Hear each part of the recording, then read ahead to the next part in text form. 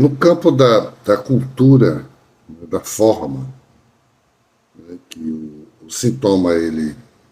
tem todo um esmero com relação a isso, e aí nós sublinhamos essa coisa do que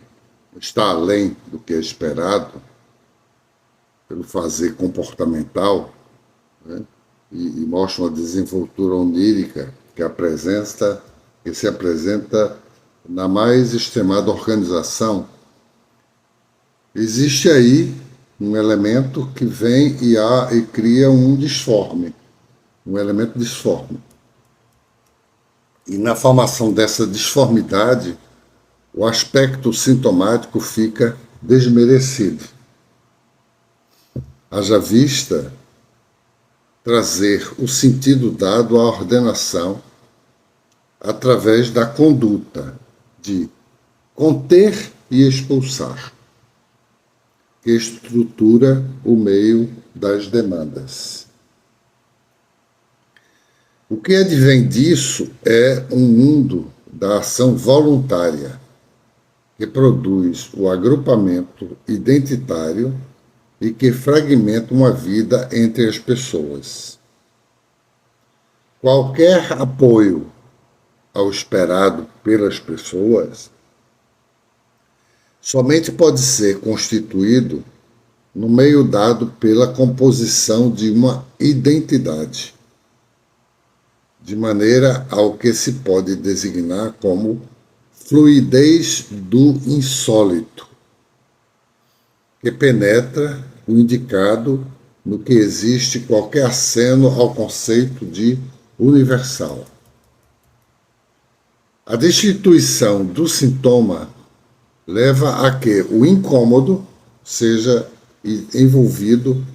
pela concepção de que não há nada a ser posto na formação das ações e as composições pessoais acerca da estruturação do que se pode constituir um dito e um compartilhamento do laço social entre as pessoas. A existência da forma não quer dizer que só deva existir se for submersa pelas apresentações identitárias, que reivindica existir a partir das demandas que um dado conjunto de pessoas que almeja o reconhecimento busca e se apresenta num tipo de princípio de permissividade. Não é visto que, neste contexto conjuntural, existe um arbítrio que delineia o que serve como foco de endereçamento, o qual pode ser movido pela tradição de uma sociedade ou por aqueles que dominam uma certa narrativa e a impõem como a mais acertada, mesmo que esteja baseada numa garantia imponderável, como é o caso de reger um processo educativo em que o educar se apresenta segundo parâmetros que contradiz o propósito dessa mesma ação. A questão é a de ver que uma sociedade pode dar valor ao que destitui o próprio processo de lidar com o sentido de educador, atendendo ao que apenas serve para dar sustentação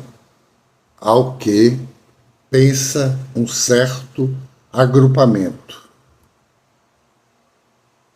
E esse agrupamento se apresenta por meio de uma narrativa. É o que se dá quando é visto um tanto que os meios de ensino usam os expedientes, os mais distantes do procedimento relacionado ao ensinar, elevando conforme certos recortes disformes o que significaria o formato do ensino, tornado o ensinante, uma alteridade que exige um contorno da perversão. Quer dizer, esse formato do ensino, ele vai apontar para um ensinante que caracteriza uma alteridade nesse contorno da perversão. Tal desdobramento chega ao ponto de somente dispor a capacitação quando se dá uma valorização forçada para elevar o que é pueril.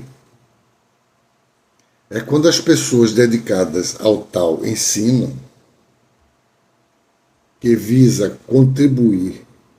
com a ação de educar, desqualifica e vê desidealizado o sentido dado à mestria, erguendo aos píncaros somente quem possui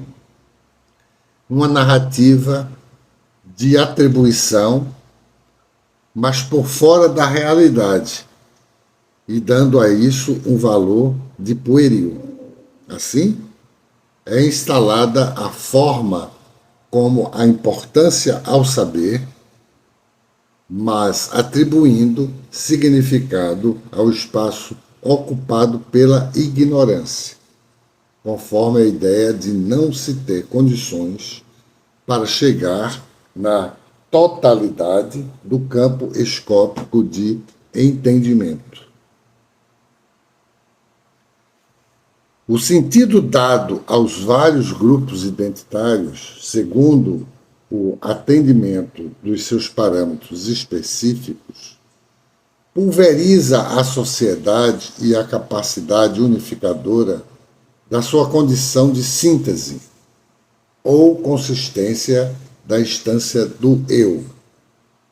salvo se o mundo em que vive consigo e com os outros possa reduzir a sua expressão a partir dos parâmetros que são conformados na apresentação da certeza. Certeza essa que vai criar uma identidade grupal. Dessa forma, a chamada luta de classes, como um elemento estruturante do pensamento marxista-leninista, esse fenômeno colocado como sendo um motor social, essa luta de classes foi conduzida para o sentido dado pela fragmentação de si e a fragmentação dos laços sociais. Então, a luta de classe ela vai se dar a partir dessa dimensão que é posta desde a condição do laço social, que tem como ponto de apoio os grupos identitários que vão entre si configurar a estruturação do poder numa sociedade. Então, não tem mais essa história de que a maioria dos proletários vão derrubar a minoria dos capitalistas. Agora é a seguinte: quem tem a narrativa mais forte de articulação do poder, mesmo sendo um grupo identitário que tem um percentual mínimo numa sociedade, essa narrativa ela vai tornar esse grupo falar sob o efeito de uma espécie de megafone e que destrói qualquer outra narrativa e qualquer outra disposição por parte de qualquer outro grupo.